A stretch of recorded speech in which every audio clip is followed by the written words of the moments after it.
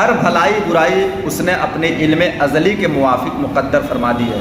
جیسا ہونے والا تھا اور جو جیسا کرنے والا تھا اپنے علم سے جانا اور وہی لکھ لیا۔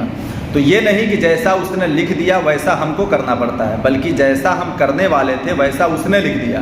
یعنی زید کے ذمہ برائی لکھی اس لیے کہ زید برائی کرنے والا تھا، اگر زید بھلائی کرنے والا ہوتا وہ اس کے لیے بھلائی لکھتا، تو اس کے علم یا اس کے لکھ دینے سے کسی کو مجبور نہیں کر دیا۔ تقدیر کے انکار کرنے والے کو نبی پاک صلی اللہ علیہ وسلم نے اس امت کا مجوس بتایا ہے۔ اب اس کے تعلق سے کیا مسئلہ ہے؟ مسئلہ یہ ہے کہ اللہ تبارک و تعالیٰ سب کے بارے میں خوب جانتا ہے۔ آج جو آپ کر رہے ہیں وہ بھی جانتا ہے، جو آپ کر چکے ہیں وہ بھی جانتا ہے، اور جو آپ کرنے والے ہیں وہ بھی جانتا ہے۔ سمجھ گیا؟ تو اس کا مطلب یہ ہے کہ زید ایک مثال دیا ہوا ہے کہ زید کے بارے میں جو برائی بھلائی کرنے والا تھا اللہ نے پہلے سے جان کے لکھ لیا۔ تو اب کسی کے دماغ میں یہ نہ آئے، کسی کے ذہن میں، کہ اللہ تبارک و تعالیٰ نے لکھ دیا ہے اس لیے ہمیں مجبوراً کرنا پڑتا ہے۔ اب کوئی کھڑا ہو کے یہ کہہ دے گا کہ ہم نے برائی کیا تو کیا ہوا، اللہ نے لکھا تھا ہم نے کیا، ایسا دماغ میں آ سکتا ہے نا؟ جب اللہ پہلے سے مقدر میں لکھ دیا ہے، آپ نہیں جانتے کہ آپ کے لیے کل کیا لکھا ہوا ہے، لیکن اللہ نے لکھ دیا ہے پہلے سے، آپ کے مقدر میں لکھا ہوا ہے کہ آپ کل کیا کرنے والے ہیں، پرسوں کیا کرنے والے ہیں، کتنا دن آپ زندہ رہیں گے، کتنا دن آپ کیا کیا کریں گے، کتنی اچھائیاں کریں گے، کتنی برائیاں کریں گے، یہ سب لکھا ہوا ہے، یہ سب لکھا ہوا ہے، وہی آپ کرتے جائیں گے۔ تو اب کسی کے ذہن میں یہ آئے کہ میں برائی کرتا ہوں تو میرا کیا قصور، اللہ نے لکھ دیا ہے معاذ اللہ، تو یہ غلط ہو جائے گا، پھر یہاں سے اس کا عقیدہ خراب ہو گیا۔ تو پھر اس کو سمجھنا کیسے ہے؟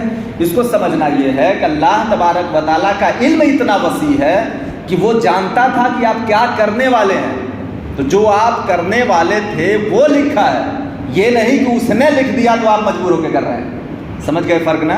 ایسا نہیں ہے کہ اس نے لکھ دیا تو آپ کر رہے ہیں، بلکہ آپ کرنے والے تھے، تو اللہ تبارک و تعالیٰ اپنے علم سے یہ جان لیا کہ آپ کیا کرنے والے ہیں، اس لیے اس نے پہلے لکھ دیا۔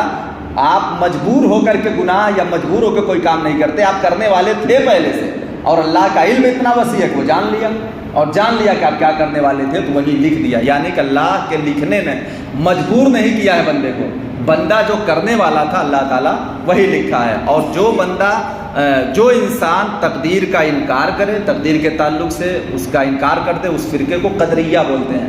جو تقدیر کا انکار کرتے ہیں وہ تقدیر مانتے ہی نہیں، وہ بولتے ہیں ایسا کچھ بھی نہیں ہے جو لکھا ہوگا، بولتے ہیں یہ کچھ نہیں ہے، معاذ اللہ یہ عقیدہ کفر کا۔ اللہ کے نبی نے ایسے شخص کو مجوسی کہا ہے، کہا کہ جیسے دوسرے مذہب میں مجوسی ہوتے ہیں ویسے مسلمانوں میں مجوسی یہ ہیں جو تقدیر کا انکار کرتے ہیں، وہ مسلمان رہ ہی نہیں جاتے، وہ مسلمان کیا انہیں بولیں گے جو انہوں نے تقدیر کا انکار کر دیا۔ تقدیر پر ایمان لانا یہ ایمان میں سے ہے، جیسے اللہ پر ایمان لانا، فرشتوں پر ایمان لانا، رسولوں پر ایمان لانا، کتابوں پر ایمان لانا، اور تقدیر کی اچھائی اور برائی پر ایمان لانا، یہ ایمان میں پڑھایا جاتا ہے باقاعدہ ایمان مفصل میں۔ آمنت باللہ و ملائکتہ و کتبہ و رسلہ والیوم الآخر والقدر، یہی قدر تقدیر ہے، والقدر خیرہ و شرہ، تقدیر میں کتنی اچھائیاں ہیں کتنی برائیاں ہیں، اس پر ایمان لانا ضروری ہے کہ ہاں اللہ نے مقدر میں ہمارے کر دیا ہے، ہمارے مقدر میں لکھا ہوا ہے جو ہم کرنے والے تھے، یہ سب پر ایمان لانا ضروری ہے، اور محشر میں اٹھائے جانے پر ایمان لانا ضروری ہے۔